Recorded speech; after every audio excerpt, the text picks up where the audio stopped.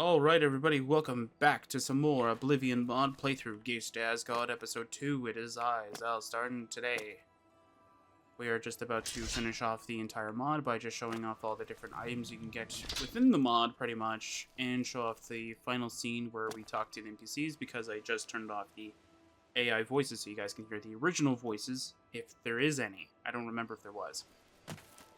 Anyway, so something I wanted to mention about stuff in here. Some of the items are not available. They are still within the mod for some odd reason. Like, apparently this katana is within the mod, but yet you can't get it. Same thing with this Abyss's Fire. Like, I don't understand why you would leave these items. Like, I don't understand why you would leave these items, and yet I don't understand why you would leave these items in your mod when you could easily just take them out. You can easily just take them out of your mod and make it so that they never existed. I don't understand why they're still in here. But we'll take a look at them. We'll take a look at this. But like, here's the thing about this stuff though. Like, if you're gonna put an item in your mod, and then later on you're gonna be like, you know what? I feel like this item is a little bit too powerful. I'm gonna probably either like not implement it or nerf it, kind of thing. It can't be because it's too powerful, because 23 damage is too low. And at 62 weight, that's, again, not that powerful. If anything, it's going to be a little bit different. But I'll show you something that I have. I have two items in which that I don't actively show, but I do have them. You can interact with those items. You can get them still, but they're not as clear, like, to get. Like, you have to go through like a lot of steps, right? And when I do fully implement everything, and by that I mean like the Vile Lair, the Denbarrow Cove and all that stuff, or whatever it's called, into my mod kind of thing, is all in one package kind of thing. I'll have it so that like you go through a little treasure hunt to get them, but here they are. So this is supposed to be like making any type of mage character be very like godlike kind of thing during the night. And this is just giving you a set of spells, and this was made specifically because it kept getting angry that when I used the Battle Butler set, which I can show you,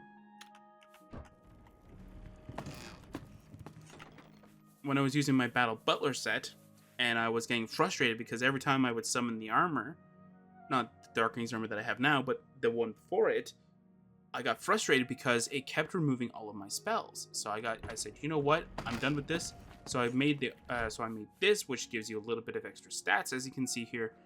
But not only that, though, it gives you nine spells that you would more so commonly use, which is pretty much what I wanted to use anyway.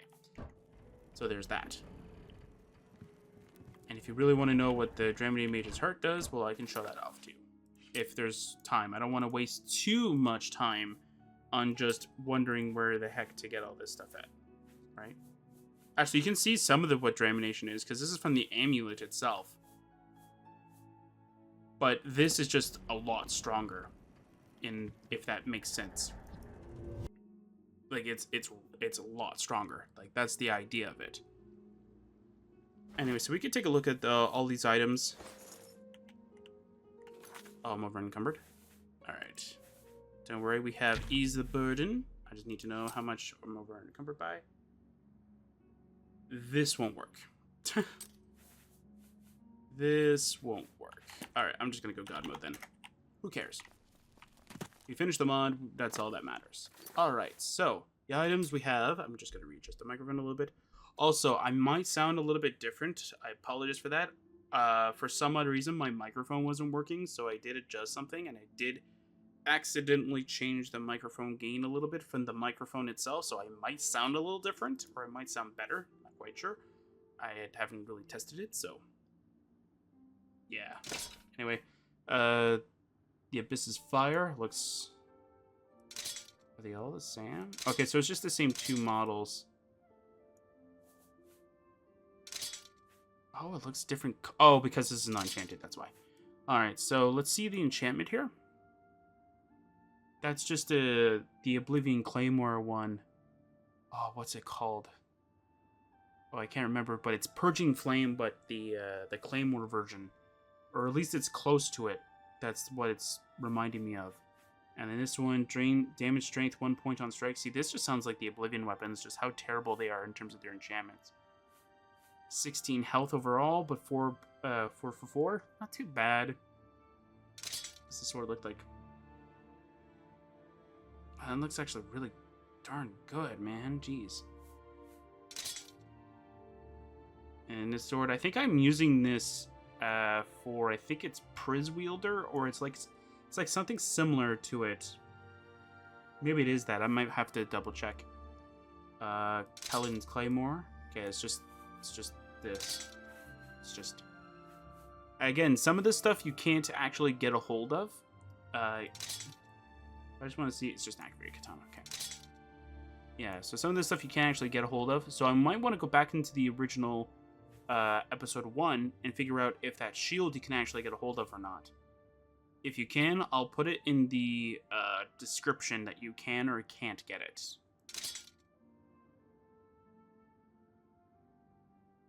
I really like this Claymore's design. I like some of them. So I like the... Yeah, so I like this. It looks really good. Does it look good in like... Oh yeah, it looks really, really good. And even just as the Claymore. Looks amazing. How long is it? Bro! It's taller than the character itself, pretty much. Wow, what the... Wow, that is amazing. It is amazingly tall. It's like as tall as the character, pretty much. And it's even taller. No, it's... Oh my god, it's even taller than the character itself.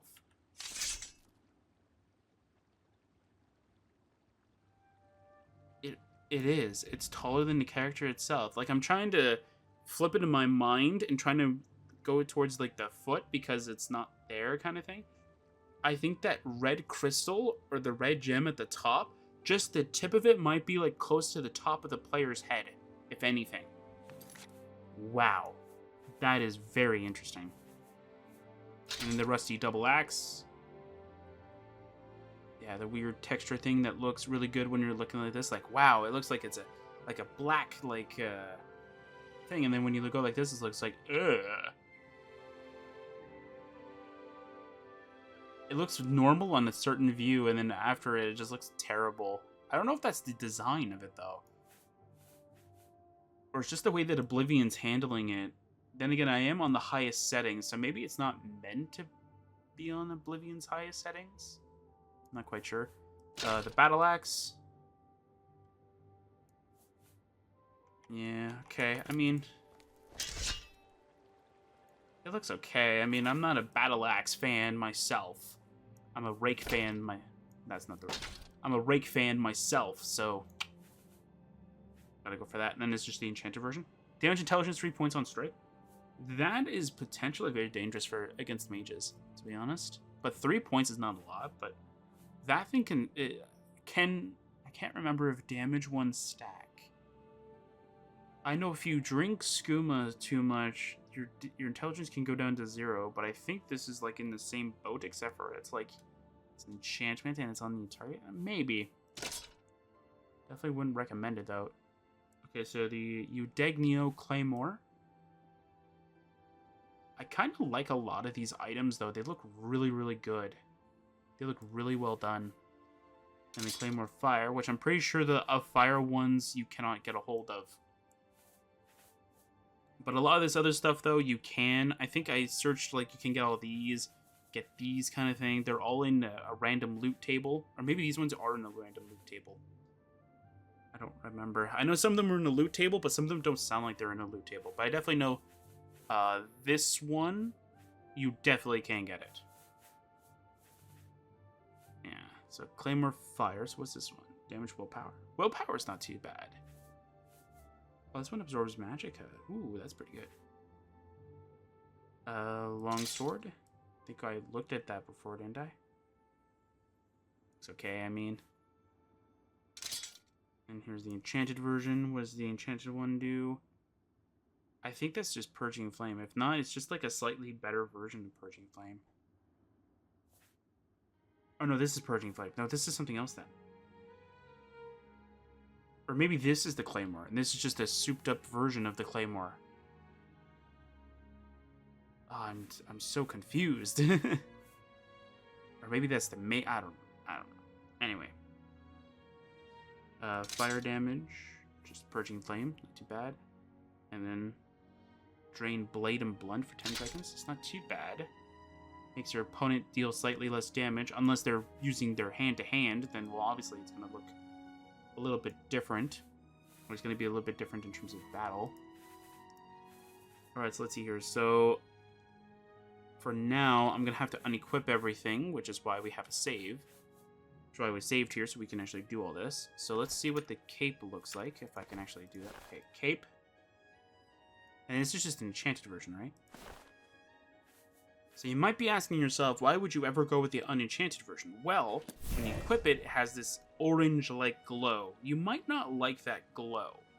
That's why they give you the unenchanted and the enchanted version. Now, if you wanted to do this, to do this effect, but you want to keep it unenchanted like this, or have no enchantment glow kind of thing, it's as easy as, like, just going with player.setav, I think it's like resist fire 9, and go with armor bonus 9 as well. I think that's how it is. I think that's how my, because that's how my regalia gives you like 70 armor. The only thing is that when you do get this armor rating, it doesn't carry over to here. That's the only thing that's wrong with this, is that it doesn't carry over to this number right here. That's the only thing. So the Eudegnio armor. Ooh, I actually really like it. Don't like the helmet that much, but I like everything else. Hey, yo, it's very shiny, though. Like, I feel like I can get blinded by the shield going, like, right here. I think I just got blinded. Let's go with, is it Eudegnio? Yeah, Eudegnio? Okay, let's go with the Eudegnio longsword, because this is pretty much what I would end up using anyway. Oh, yeah, I can definitely see it. It's very shiny, though. It's like a... It's like you just went to like an armor shop kind of thing, and you just said, "Hey, I want a brand new set of armor." He's like, "I got you, man. Here." And he gives you the armor, and you're like, "Wow, it's really shiny." They go, "Yep." All right, so let's see here.